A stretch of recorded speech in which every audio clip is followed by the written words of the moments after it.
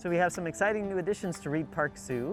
We have two new giraffes. They're half siblings. Penelope just turned 2 years old. She's a female. And her little brother Sota, who just turned 1 year old.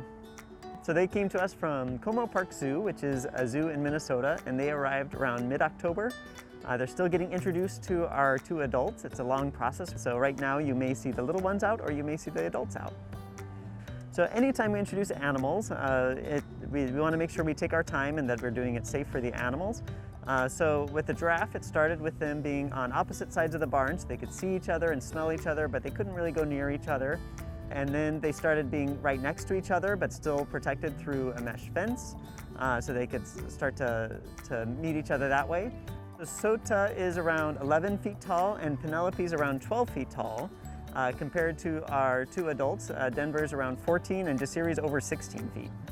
You can tell them apart. Sota is a little bit shorter and is a little bit lighter in color, but he'll probably darken as he gets older.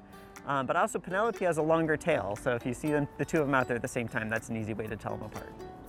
These are reticulated giraffes. There's quite a few different subspecies of giraffe, but these are reticulated, and you tell the difference in the giraffes by the pattern of the spots.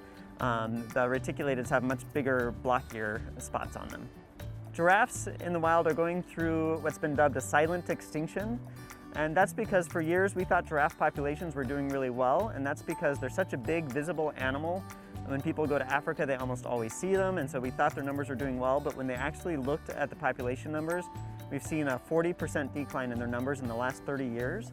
And that's due to things like poaching, to loss of habitat, competition with domestic wildlife, and also climate change. And so we can all make a difference by making changes in our life that help reduce our carbon footprint to help all the animals, but that also especially helps giraffe.